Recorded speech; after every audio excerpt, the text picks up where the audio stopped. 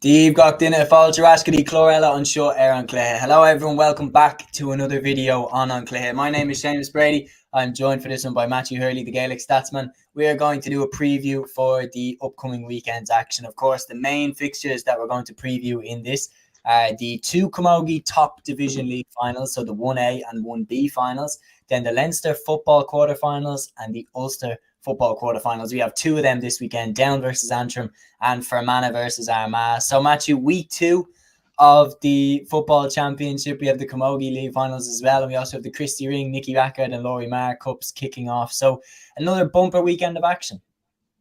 Exactly so, and thanks for having me on again, Seamus. And even I was discussing with Aaron last night about Christy Ring, Nicky Rackard, all them competitions, that it's just a shame that we can't discuss them in more detail. And it's a perfect opportunity, I think, for the Sunday game to just show those games, show one per competition, maybe show Kildare Sligo or the London game or something like that over the weekend, something like that, just to, take it along and give these counties the definition they deserve. And when you look at the league finals in Camogie as well, should be a good weekend of action as well, and the football obviously good weekend as well. Probably the most controversial thing, without being controversial, if that makes sense, is the fact that beating Dublin's on in Croke Park, not Park Talton. So I'm sure we'll get onto that in a bit. Yeah.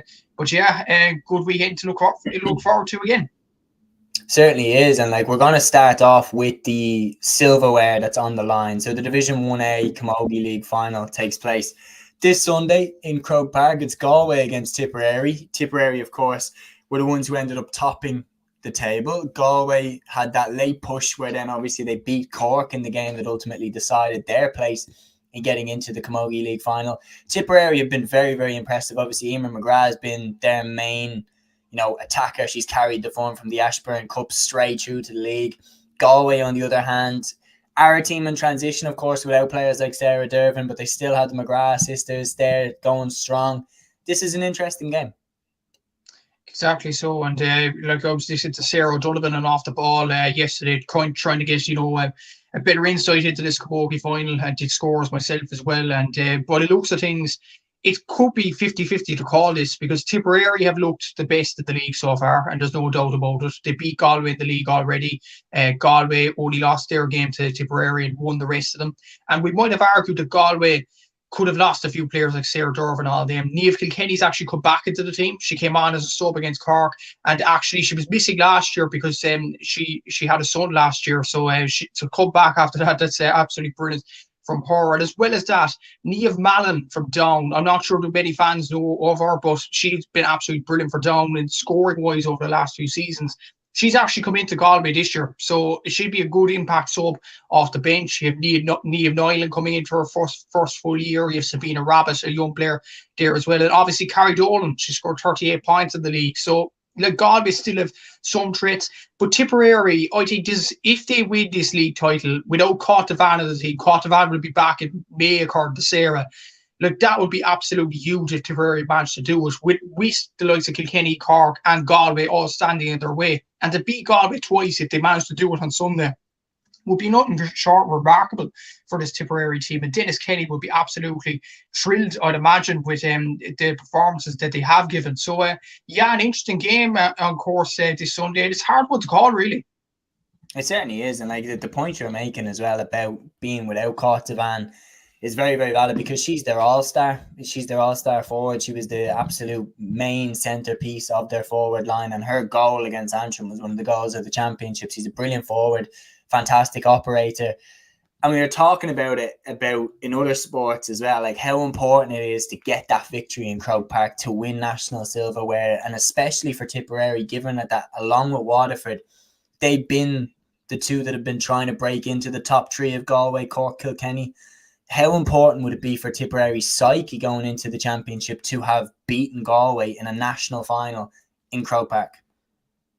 It'd be massive. And at the same time, yes, Tipperary played in Croke Park before against Antrim at the quarter-final, and they looked absolutely excellent in that game in Croke Park last season. But they haven't beaten a Galway, a Kilkenny and a Cork in Croke Park. And granted, they did beat those three sides all in a row after their loss to Waterford, and that was a brilliant achievement in itself. But this is a whole new level now. To play in Croke Park, it's a massive caveat for all these players, like they played in Croke Park. I might be corrected on this, but I think they've played in Croke Park in the last 2 seasons only twice, against Galway themselves in the All-Ireland semi-final and Antrim last year in the quarter-final. So to some of the Tipperary panel, this would be new territory. To most of the panel, the likes of Karen Kennedy, Emer McGrath, Carrie Blair, Casey Hennessy, I don't think it'd be new territory because they would have played there last season. But at the same time, like, it's a big opportunity to beat a Galway in this league final, especially considering they beat them before. And what I noticed when doing the stats as well, the goal score, like Tipperary's goals that they're getting per game is absolutely remarkable. They scored 4 goals against Clare. They scored 3 goals against Galway. Granted, the goals against Galway all came from Emer McGrath in that game, scoring 3-7. But Galway have only scored 2 goals in this league campaign. And Aoife Donoghue and Siobhan Gardner are the only 2 goal scorers. So like Galway have to try and get goals, or they have to, quieten the Tipperary forward line to have any chance of winning this game. But having said that, like, Tipperary performed well in the league so far, but Galway are the sort of team, like a Kilkenny, like a Cork, despite them performing badly up until this point, they can turn it on just like that in Croke Park. And Tipperary have to be wary of that. So again, it's going to be a difficult game to call. I probably fancy Tipperary because of the form they're on at the moment, and Emer McGrath's form herself. But I think in many ways it will come down to the 2 top-class forwards of the day, Emer McGrath and Carrie Dolan, who would perform the best out of the 2 of them. So it should be interesting to watch. I think it's very, very accurate what you've said there. Look, I think the game will go one of these 2 ways. I think if Galway are to win, I think it will be a performance where they just had more experience. And when it came into the final 10, 15 minutes, Galway just knew what it took to get over the line in a national final in Croke Park.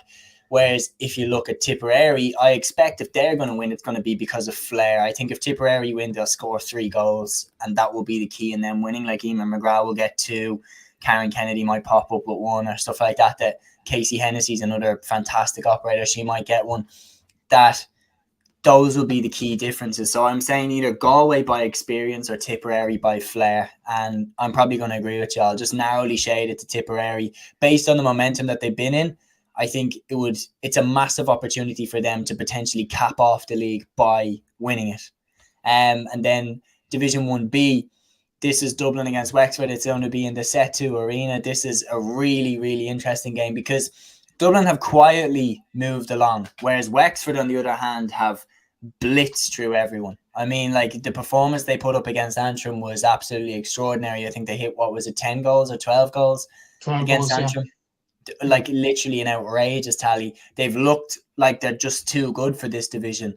Dublin were beaten by Wexford, but pulled off some great wins over Limerick and the like to get here to this final. Like, the question is, can they stop what seems like a juggernaut in Wexford? And probably the positive thing for Dublin is after their first game against, coincidentally, Wexford, it looked like Dublin could have been on the end of a very tough season, but they won 4 games in a row, including a brilliant win over Limerick in Parnell Park. I think that was 114 to 9 points. That was an excellent win there. They beat Antrim as well by 16 points to 9. That was another big win. And obviously trashing down 316 to 1-1. So, like, Dublin have had some very good results up until this point. But Wexford have averaged 4 goals a game in this league campaign. They've looked absolutely superb. It's brilliant. Like, Ciara O'Connor has been outstanding form. I think 3 goals, 36 points. You have Emma Tompkins, 4 goals and 2 points. I think Emma Tompkins is in her first season as a Wexford senior, so that's outstanding numbers for her. And you have other players like Ainish Curran standing up to the plate as well. You have Shelley Kehoe, you have Kate Kirwan. Like, you have some very good players in Wexford at the moment that did want to go back up to the All-Ireland pedestal where they were at the start of the 2010s with the likes of Ursula Jacob, Kate Kelly, all them brilliant players. And Wexford are making strides to do that. Dublin, though, like, Dublin is a weird one. Like, obviously they won the league, and they won their last 4 league games. They did lose to Wexford, but as well as that, they've lost, like, 2 main players for Dublin over the last few seasons, arguably, have been Ali Toomey, who's now left the panel, and Ashley Barr, who's now moved to centre-back for the Dublin team. So I don't know what the plan is there with the Dublin selectors. I don't know, is it just the plan, like Liam Rush for the men's hurlers, just to play the main player at centre-back and let the play orchestrate from there? In fairness, like, Sarah McCarthy's been in brilliant form. I think it is 1 goal and 12 points. Aisling O'Neill's been outstanding, as she usually is in many seasons. And you have other players like Laura Sharkey stepping up to the ranks as well, Gabby Couch, and Orla Gray in full back. So, like, Dublin too has some very good players. I'd probably edge it towards Wexford though because of the form they're on, and it's probably the same as the Division 1A final.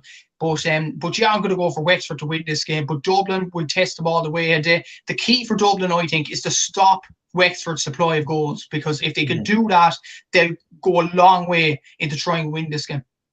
They certainly will, and like that's it. Dublin have been kind of plucky. Like Dublin have gone under the radar, picked up some good wins, like over Antrim, over Limerick, whereas Wexford have just blasted teams away.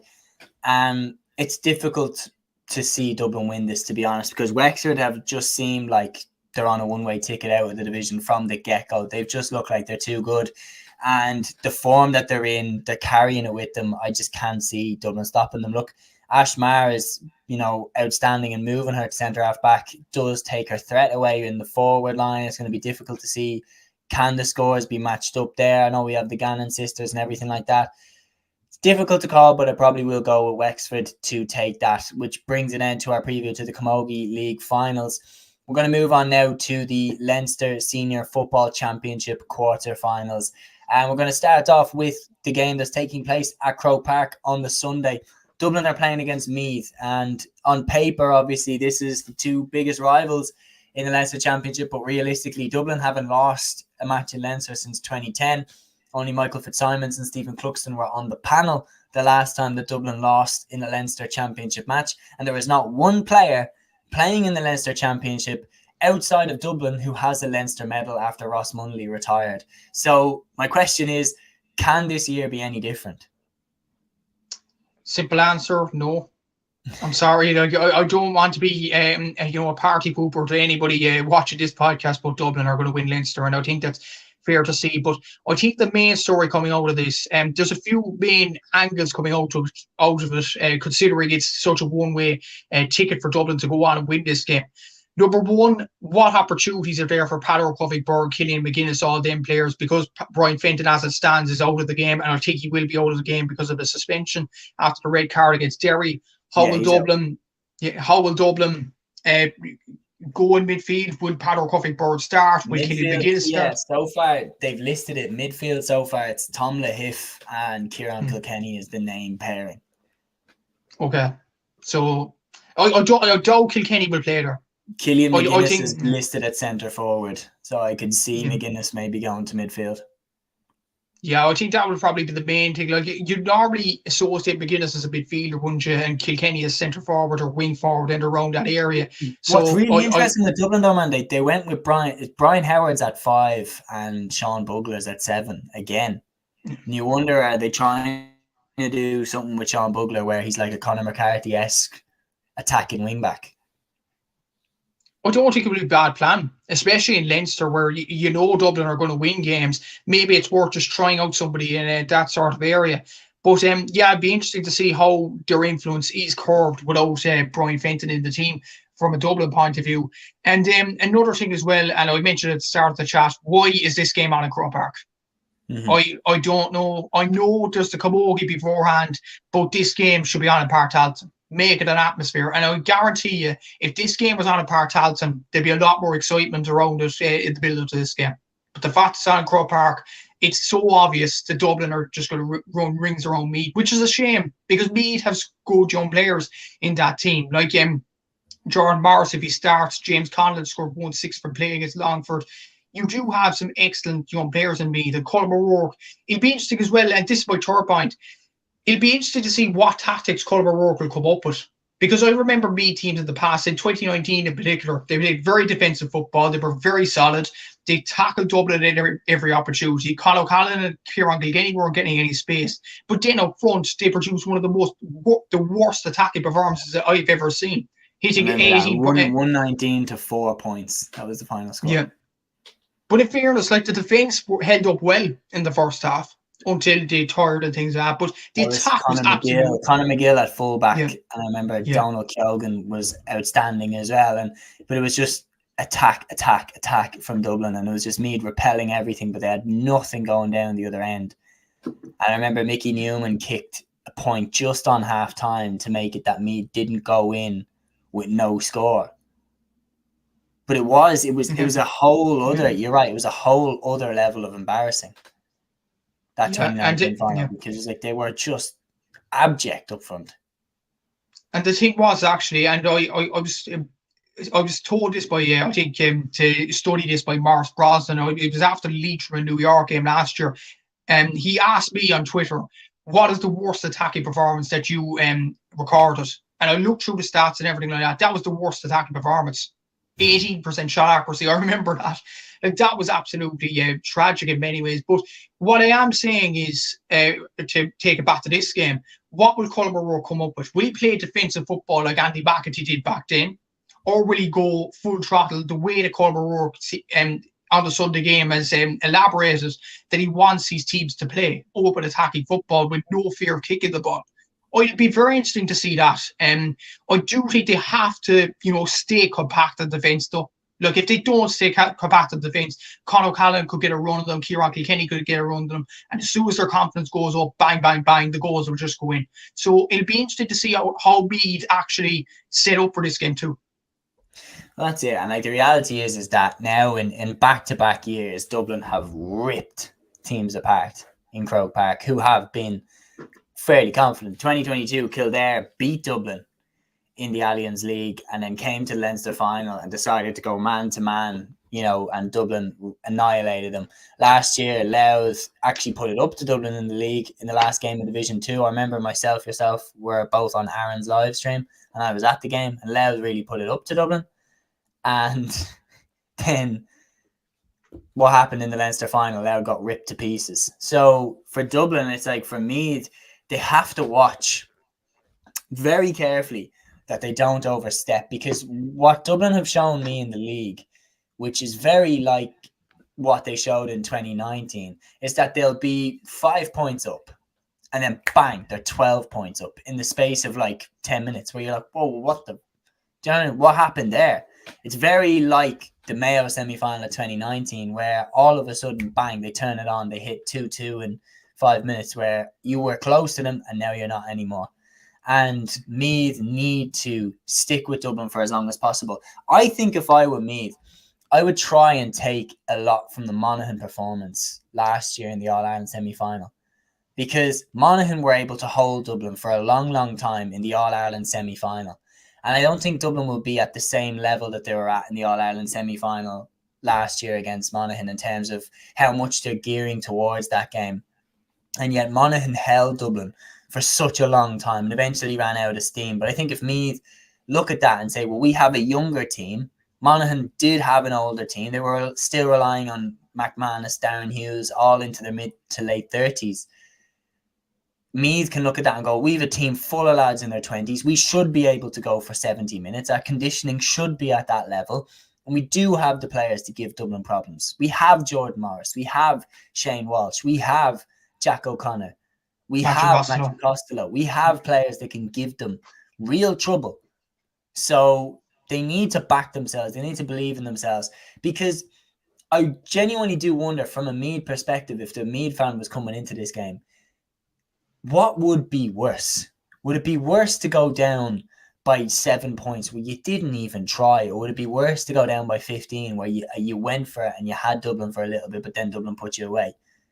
I don't know what it would be worse to think about, because if you went for it and look, Dublin are just better. But my next question coming back to you is, like, do you think the gap is wider or shorter than it was 2 years ago, 3 years ago? I think it's wider, specifically because Dublin have got better. Like, I remember that 2021. Yeah, it's the 2021 game, isn't it? Like, I remember I thought about this. Yeah. And Meath were very close. Like, I think there were 3 points in it, and then Brian Fenton gets a few points, and then Dublin started to coast over the end. I think it was only 6 points in it, Seamus, was it? 5 points, that game? Dublin won by 215 to 113. And that's the performance that Meath need to go up to. But at the same time, Dublin are much better this year than they were in 2021. 2021 we were a shambles, like, in terms of, like, we were there for the taking, and that's why I say to this day it was embarrassing watching Mayo overreact the way that they did, because it's like, man, Dublin were there for the taking. Everybody could see it from the get-go. You got over the line, I get it, but you still have the All-Ireland final to come, mate. Tyrone would have been watching being like, you still have to beat us. And they were waiting for them. But like, that's a different, obviously, conversation topic, but like I much prefer watching Dublin now than I did 3 years ago. We play more attacking, we play more aggressive, and you're right, we are better than we were 3 years ago. Well, what I will say actually on that point, whether you'd be better attacking Dublin and coming out of the game saying we could hold our heads up high, or going defensive and losing by a small amount of margin. And I'll compare these two teams. Cork and the Super 8s in 2019 against Dublin went for Dublin's throat, and then Dublin, because of fitness in the last 10 minutes, they whipped Cork in the last few. But Cork were very proud coming off the pitch. And Kildare in 2021, I remember this in the Leinster final, they lost by a small margin, but Jack O'Connor's team just sat back. And they weren't willing to attack Dublin other than the Daniel Flynn goal that he got. Brilliant goal, by the way. But Kildare came out of that game thinking, you could have won that game if you went full throttle against Dublin. But they decided to sit back. So I would think, like, it's a difficult one for me, because at the same time, there is a few elements to this. And I would agree that Dublin this year are way better than they were in 2021. But it'd be just interesting to see. But look at them two exams in particular. It'd be just better to go full throttle. We're going to lose anyway, lads. Let's make ourselves proud and go for it. Yeah, I am going for Dublin to win this game. But you know what? I don't think it's going to be a rout. I think Dublin will win by about 5 or 6. I do think Meath will actually give a good account of themselves. I hope that they do. It's genuinely, man, because I really liked the shape of the provincial championships. I do really like the shape of the provincial championship if they worked. Like, what a wonderful world it would be if Meath, Kildare, like if all teams were up to the same standard and the same level. And especially if Meath and Kildare were up to the same level, I think it would be just a much more enjoyable spectacle to watch. But that's just not the case.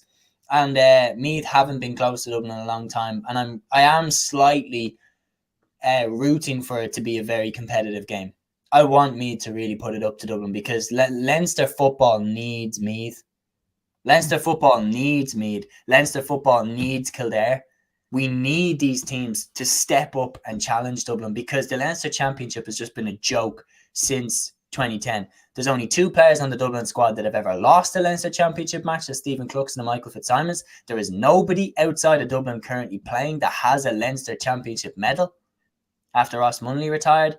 So people don't remember what life was like the last time that Dublin didn't win the Leinster Championship. It's been an age since they've lost. So the Leinster Championship needs Meath to put it up to Dublin. It needs Kildare to put it up to Dublin. And I am hoping that they do put it up to Dublin this weekend. Obviously, I still want Dublin to win, being from Dublin, but I want it to be a game. I want it to be a competitive match that people walk away thinking, God, Meath really put it up to them there. Next time they play, I really want to watch it.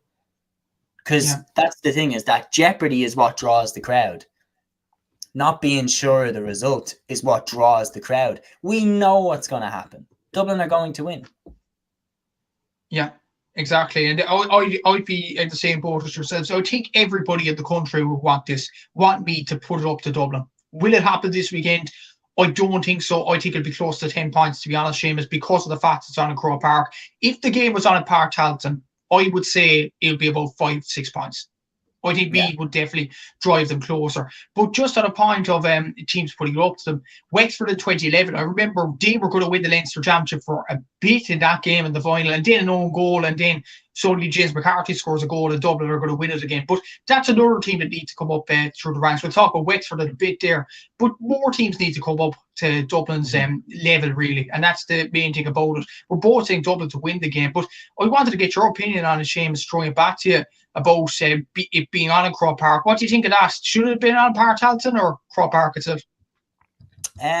Personally, I think, like, from Meath's point of view, Meath would definitely have wanted the game to be on in Port Talton. Definitely had a better chance to win it if it was in Port Talton, in my opinion. Croke Park, far more open pitch. Dublin are far more used to playing there as well. It does tilt it, to Dublin's advantage that it's being played in Croke Park, I would say, because Dublin are more used to playing there. The pitch is massive compared to other fields, and the more used to it you are, the better you're going to adapt in the first 10 minutes of the game. And like, that's it, is that if Meath starts slow and they miss a few chances and Dublin go 5 points up in the first quarter, it's done. It's already done. Yep. It's over before it even begins. So for Dublin and in Croke Park and everything like that, look, Croke Park does need fixtures as well. And this is a type of fixture that, will take up a good portion of Croke Park, hopefully. So I am looking forward to it. But if you wanted a better contest, like a better match, Porthalton would have suited Meath more, I think. Oh, definitely. I think it would have been brilliant for the fourfold. Like if they played a part Talton, like if the Meath folk in Navan Town getting behind the Meath team, that would be just a brilliant sight to see. Like, and I thought Meath would actually complain more about it, to be honest with you, because two examples about it. The Newbridge are nowhere sat with Kildare. Kildare were back down against Mayo. They ended up winning the game. And then there was the Parky Rinner nowhere saga with the Cork and Kerry game. But the Cork footballers were not budging. They were going to stay in Parky Rin.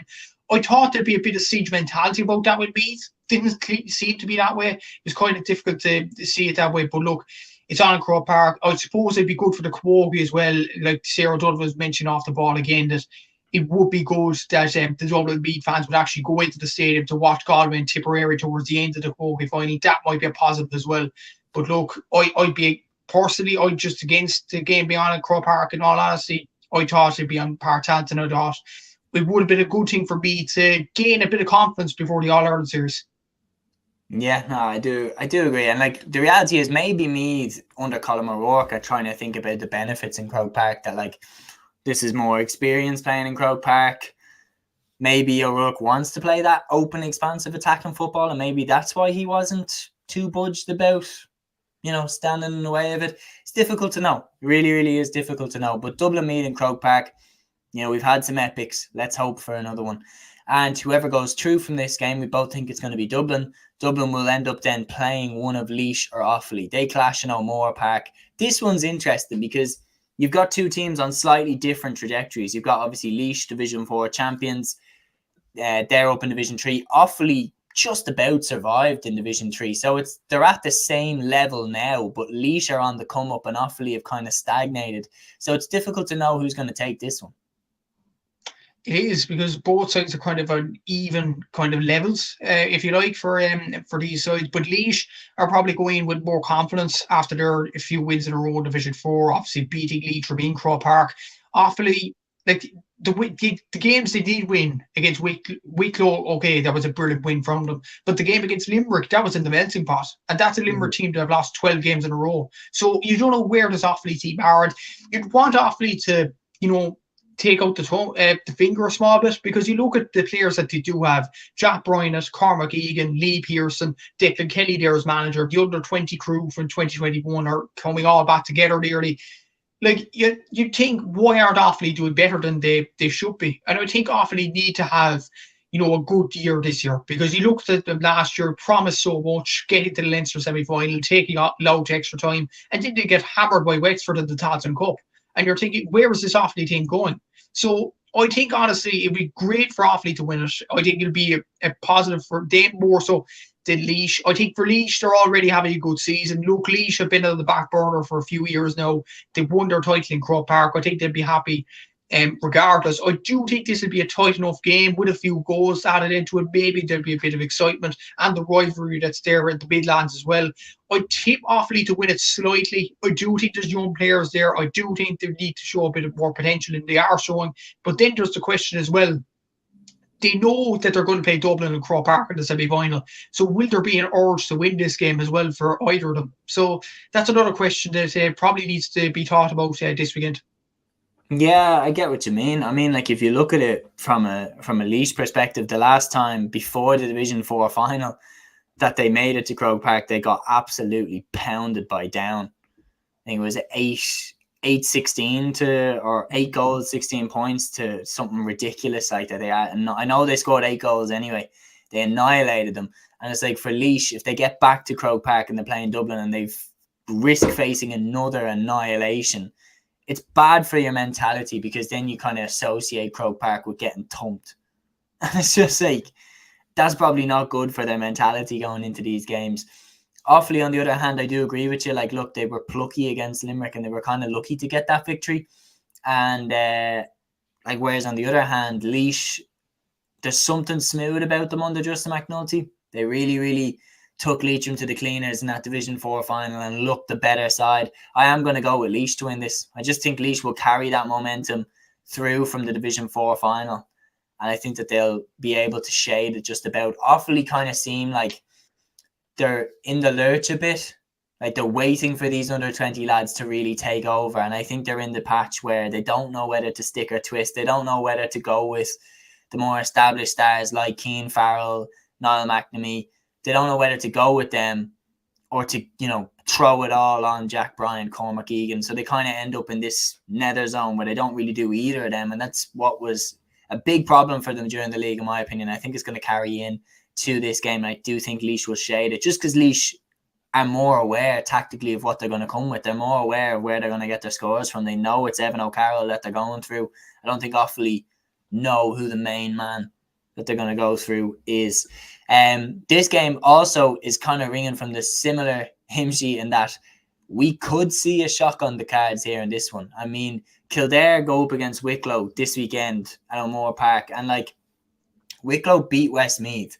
And if Westmeath were in this game, I would be tipping Westmeath to beat Kildare. So you have to ask, why are we not talking about the potential of Wicklow beating Kildare? Kildare have lost 7 games out of 7 in Division 2. They've plummeted down to Division 3, back to 2 relegations in 3 seasons. But as much as it's been bad in Division 2, if they lose this game to a side that have been relegated to Division 4, I think there'd be some serious, serious questions to answer.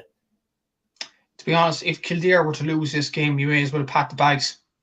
I think, no disrespect to Wicklow, brilliant win last week, and they have some brilliant players there. But at the same time, you could argue that you're asking the question, why aren't we tipping Wicklow, but we would have tipped Westmeath. I think, honestly, it had a bit to do with the league finals being a week beforehand. Obviously not taking away from Wicklow, but Westmeath looked tired in that first half. And I think that's down to fixture scheduling and things like that. And it was just unfortunate that Wicklow had to play a week later. And actually, there was only a point between the teams, despite Wicklow being 7 points up at half-time.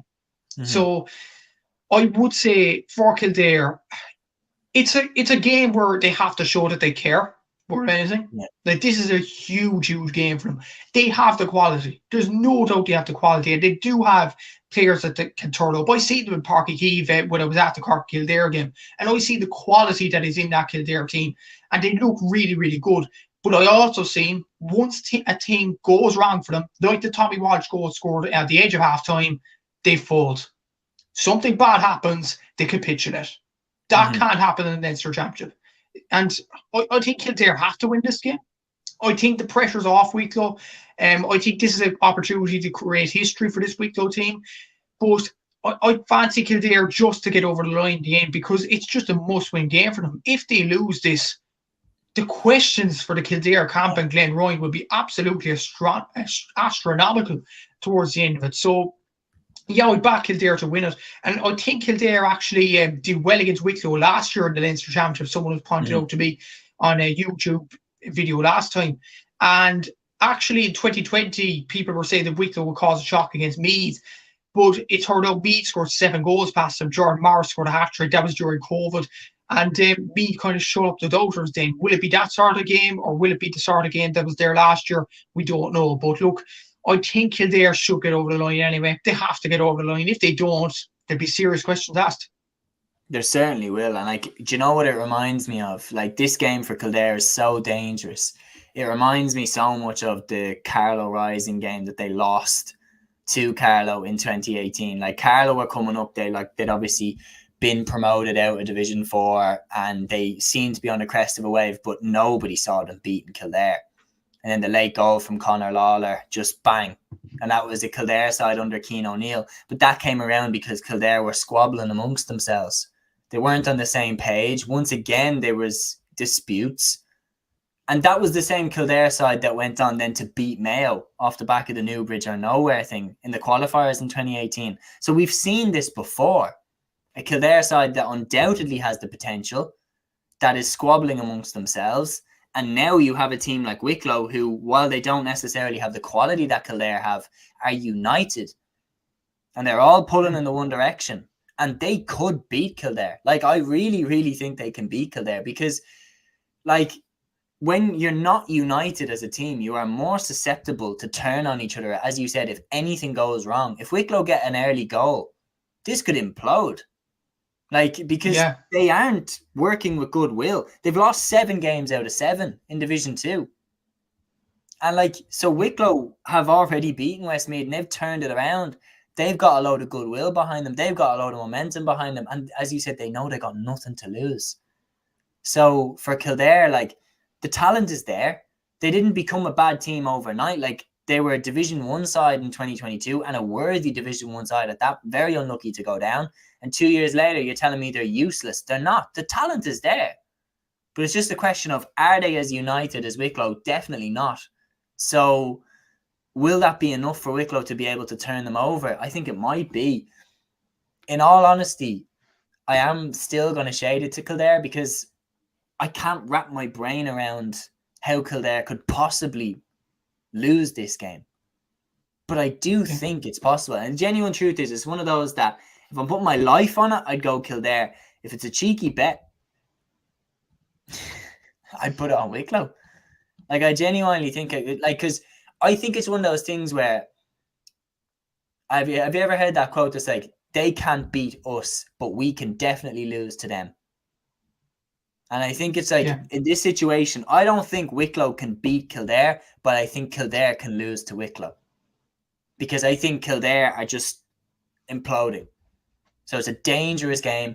I'm going to go with Kildare to win it because they must, but not really based on a whole lot else.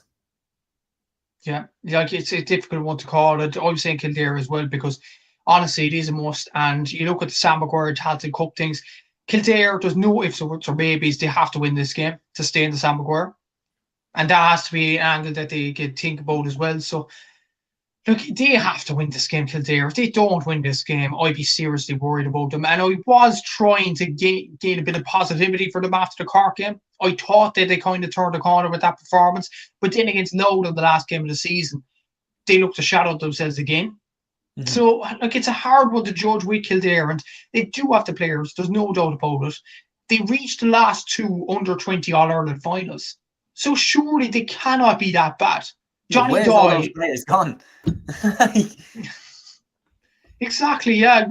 I think only Callum Bolton has stuck around. Correct me if I'm wrong in the comments now, if anybody's watching this, but I think Callum Bolton is the only one. Like, Tomas van Ingelbrecht's gone. Shane Farrell is another one, actually. James McGrath, under 20 player of the year, he's off. So, like, that's what I'm saying is, like, when I highlighted earlier about how we've seen this stuff before.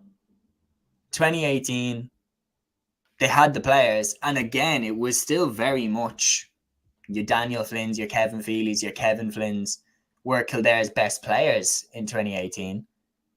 So my thing next is, I'm saying, I don't think we've investigated. Everybody's pointed the finger at Glenn Ryan. But it's like, what's the common denominator here? There's a good few lads that have been in that panel now for years that under 3 different management teams have all kicked up a stink. And you're like, you look at the under 20 lads that have all come through the ranks and they're like, they all take a look and go, nah, I'm off. So like, it's just like, when you look at it and you just think for a second, is there a bad atmosphere around the camp? Possibly so. And what I will say as well, they reached, and I remember this semi-final because Cork were in it in the under-20 level, they reached a Leinster, or they won the Leinster that year, but got to an under-20 semi-final in 2013 with the likes of Fionn Dowling in that team. Where's he gone now? Like, it's just a never-ending cycle for Kildare. And you look at them 4 semi-finalists from that season, actually. Cork, Kildare, Galway and Cavan. I would argue Galway and Cavan have kicked on more than the other 2. Yeah. So, like, and Galway had the likes of Damien Comer and Shane Walsh in that team and a few others. And they've kicked on a 4-fold since then. Mm-hmm. What have Kildare done? Like, it's not... Like, I think, honestly, and I've said this before, they've won under-20s, they've won minor Leinster titles, they've done all that against Dublin. And against a good Dublin under-20 team, may I add as well. But what has gone on in senior? I don't know. But they honestly they have to win this game this weekend. Or else if they don't win this game, I think it's a definite Glenn Ryan's gone. Oh, Yeah. if he's not already gone, I think he's gone if they lose this game. Oh, he's gone if they So, lose it. If they don't make it to a Leinster final, he's gone at the end of the season. He's out of the gap. I think, Yeah, and if they get through this game, they're going to play against the winner of Louth and Wexford. And this is at O'Moore Park as well. So interesting that O'Moore Park hosting 3 games this weekend. But 2, I think, James. Is it 2? All right, that's my mistake there. I think I got them via Hogan stand. Let me take a look. Get the exact one up. So I think Offaly and Laois is on in Tullamore.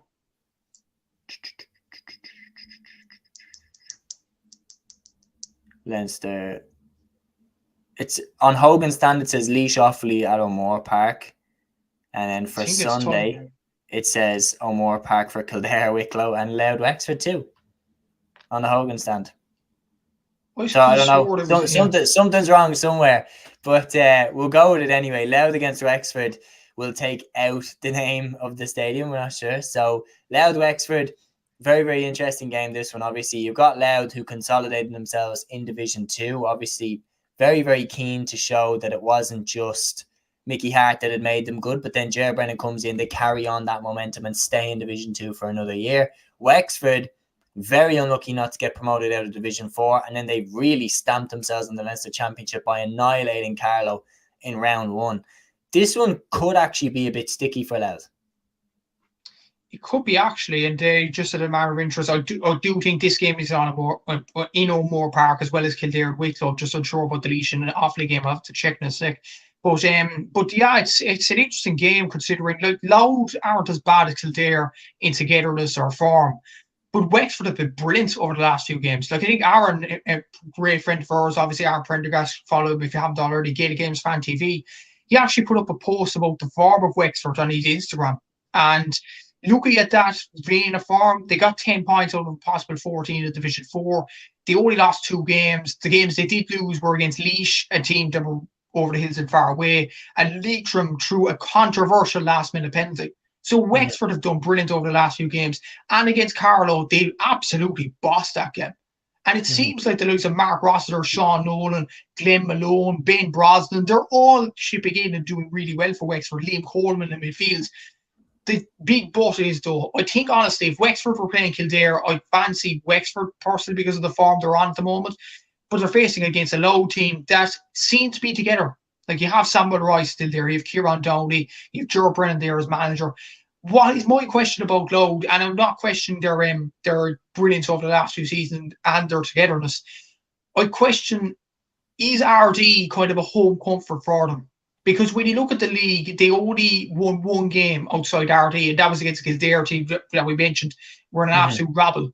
So it's going to be interesting to see how Louth play this game in Portlaoise. And the last time they played in Portlaoise, actually, they got hammered by Kerry. So I don't think it'll be obviously the same game in this one. I think they're very similar sides, Wexford and Louth. But again, this could have the shock of the card because of the way Wexford are playing at the moment. Yeah, no, I do agree.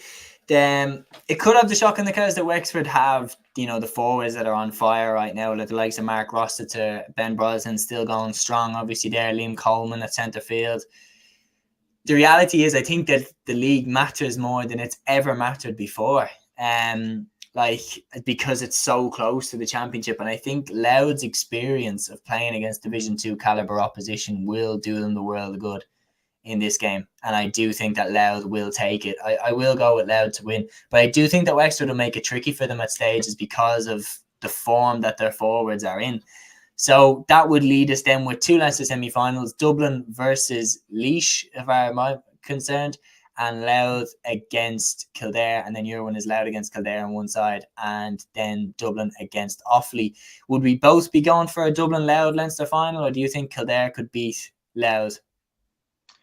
I think if Kildare managed to win this weekend, it might instill a bit of confidence into them, and it's a crucial game for them. So I'm actually going to go for a Kildare-Dublin Leinster final just because Kildare have the opportunity to save themselves. But what's crucial, actually, I do predict Louth to beat Wexford. What is crucial about the Louth and Wexford game is, because of the permutations, if Wexford win that game, Westmeath are out of the Sam Maguire automatically. Mental. So it's Well, a they huge already, game. they already are, aren't they? I think they're already gone. No, they're not because Louth are still in the Leinster. If they Oh, need yeah. Louth, Sorry, you mixed up with Louth, Down. Galway, Armagh, and Dublin to reach the provincial finals for them to qualify for the Samacor. All four No. scenarios to happen. And if Wexford do beat Louth, then they're out of the Samacor because it'll be Wexford against either Wicklow or Kildare who are out of the top 16 already. So I'd imagine there'll be a lot of Westmeath fans, Jason Keelan, if you're watching, with Louth shirts on Sunday. Yeah, they'll definitely be paying very, very close attention, hoping that Ger Brennan's men get the job done. We're moving north then. Next, we've got two Ulster football quarterfinals taking place this weekend. We have Down against Antrim in Pork Esler. So we're going to start with this one. Down, of course, losing in the Division 3 final. This is their first match since. Antrim just about avoiding relegation in Division 3. Now, when these sides met in the league, Down made light work of it, getting the victory. Antrim, can things fare better for them in the championship? I think Down will win this game. I think they'll win it quietly comfortably, about 5 or 6 points. It's a weird one with Antrim.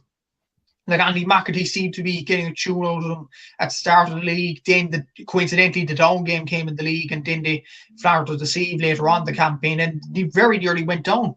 They could have gone down at Wicklow's expense in that last game of the season, but Wicklow only lost by a goal against Antrim, so that's what kept Antrim up. So, like Antrim, I don't think they're that good. I think they're good quality lads, and they do have a good manager in Andy McAtee, but Down just have a better team.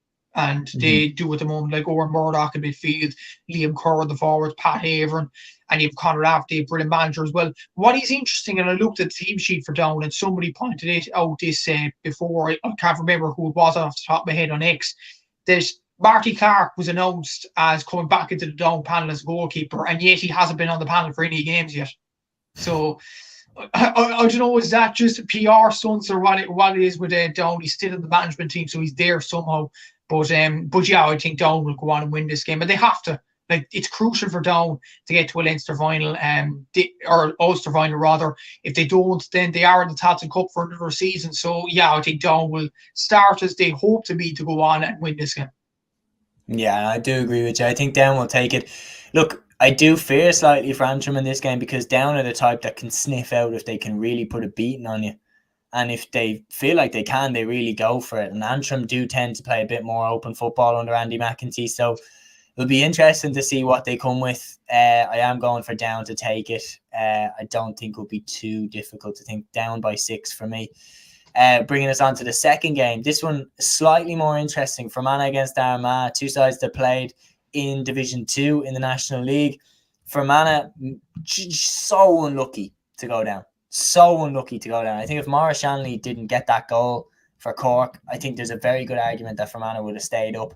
Armagh were perfect pretty much up until the Cork game, and they were very lucky to get out of Cork with a draw. And in the league final, they just let it pass them by, didn't they? It was weird, like the way that the players got the bug. Yeah, these things happen. You can't really do much about that. And then they, another defeat for them in Croke Park on a national final. And then, of course, remember we were talking about Kieran McGeeney and that damn goal post. Well, Donegal kicked the winner into that goal post. So there you go, at it again. So Fermanagh Armagh in the Ulster quarter final. What do we think of this one? Just two things on the points you mentioned about the league and the goalpost there. The goalposts, I think, like it's just fate, isn't it, with Kieran McGeeney, and with the bug, I think it was just honestly, Seamus, I think it was just to deflect the fact they stupidly went down to Cork playing a full team. I actually don't know why they went down to. I was actually surprised to see Rian O'Neill starting Parky Heave that night, and they have a league final the week after. Like, they didn't need to win the game. Like, why would you honestly do that to the players with the tight schedule? I don't know what Kieran McGeeney was thinking. But anyway, they should be Fermanagh. Look, Fermanagh have done really well in the league final. Yeah, like I know he probably had the bug, but like, I don't know. This is the thing, is like, if you come out and you say, look, our players had a bug, there's no way to confirm it's true without having the players come out and, say that they have it and everything. Yeah, you look at the player's medical record, but would that be going too Just far. what I But mean is that you could basically say that for any time that any team has lost. Like, oh, I didn't feel great this morning. Like, I don't know. It's something that I'm surprised I haven't heard that more. yeah. Oh, true. Yeah, yeah. And to be honest, like I think honestly, take it more seriously and less about the jokes about bugs and things like that. I do think Armagh, it's much more important for them to reach the Ulster final than the other three. I know the other three are, a pressure situation because of the Tactic Cup placings, but for Armagh, it's a huge opportunity to get to another Ulster final.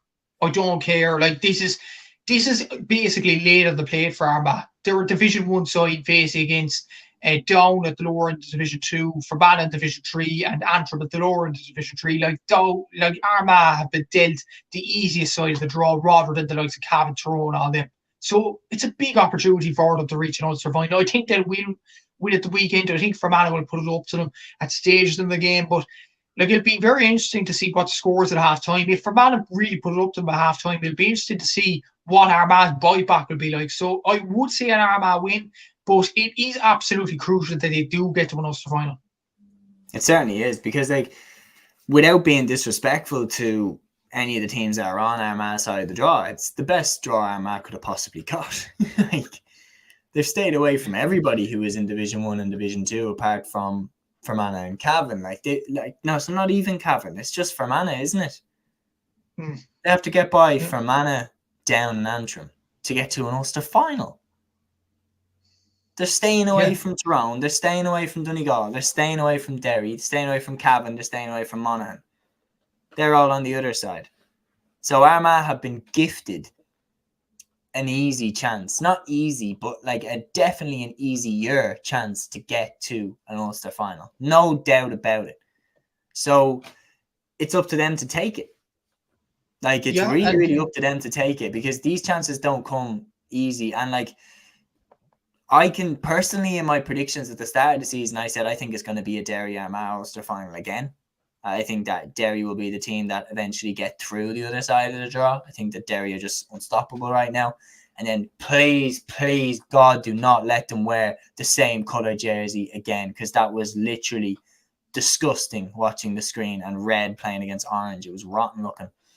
It was impossible to tell them apart, especially because it was on a blisteringly hot sunny day, remember? Anyway, back to it. I think Armagh will win this game. I do think you're right. I do think Fermanagh will put it up to them, because that's what Fermanagh have been doing throughout the entire league. But I do think Armagh will eventually break the resistance in the second half, and I think they'll win in dramatic fashion. I think Armagh will win by 4 or 5, but like, they'll pull away in the last quarter. Yeah, I think so as well. I think Armagh will win this game as well. But yeah, it's huge pressure down on Kieran McGee to win a title, and they've been so close, but penalty shootouts again. I actually genuinely thought when you said this, please God, don't let, and I thought you'd mention not the jerseys, but the penalty shootout. Don't let it go to a penalty shootout, because there's just a joke about Armagh losing and all that. But what will be interesting as well from an Armagh point of view this week is, what side will they play? Will they play a second string side at the start of the game and bring on the heavy hitters like the Soupy Campbells, like the Rian O'Neills, O'Sheen O'Neills later on in the game, or will they start them off straight away? Rian O'Neill in particular, will he start this game? So it will be interesting to see those dynamics in this game as well. But Fermanagh will put it up to them. You have Sean Cassidy, Garvin Jones in brilliant form, among the top 10 scorers in Division 2 as well. So they do have the firepower to threaten Armagh, but I do think Armagh should win this game. Really comfortably in the last few minutes. They should get a few more points to tag along to make it a much more comfortable victory than it might have looked early in the game. Yeah, no, I'm happy to go with that as well. I think Armagh will probably pull away in the final few moments, and that does bring an end to our weekend preview. So we have some bumper action. We have, of course, the Camogie League Finals. We have the Ulster quarterfinals, 2 of them, and the Leinster quarterfinals, all 4 of them. And then, of course, we have the Christy Ring, Laurie Marr, and Nicky Rackard Cups, but all kicking off this weekend in the hurling. What are you feeling for all them? Christy Ring, Nicky Rackard, Laurie Marr, in terms of potential contenders for those? In Christy Ring, I'd say you have to look towards Kildare. London maybe because of the players that they have, Jack Goulding and Ronan Crowley, I think, are still over there. So London have a good chance, but Kildare, they're under Brian Dowling, the former Kilkenny Camogie manager this year. They do have the players. They were close to the Division 1 promotion in the Alliance League last year. You'd have to fancy them to win it. They kick off against Sligo this weekend. In the Nicky Rackard, difficult one. Probably Mayo, maybe. Like Mayo have good players coming through the ranks, so I'd probably go for Mayo if they're in it. And the Laurie Mar, I think Cavan, possibly, are in a good steady form at the moment. Warwickshire are good at the moment as well, with Jack Reed as centre forward, so I'd probably go for Warwickshire. But it's a shame that we don't know much about these counties, Seamus, and I will say this.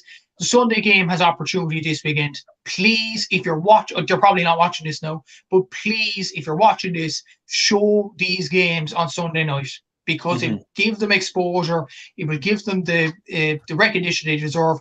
And yeah, that's what we want as GA fans. But if they don't show it this weekend, what weekend are they going to show it? Honestly, Seamus. So hopefully it changes now this weekend. Well, it was just, it will bring it back to that discussion that they had at the start of the season about the plan for hurling. Like, it would make that chat look very, very ironic if they show nothing from the Christy Ring, Nicky Rackard and Laurie Mar Cups, which, personally in this particular moment in time, I'd be surprised if we got anything from those games. But yeah, that does bring an end to our weekend preview. Matthew, thank you so much for coming on. Thank you anybody who watched, got involved. Get involved in the comments below. Let us know your opinions on the weekend's fixtures. Until the next one, guys, here on Cluiche, Torara.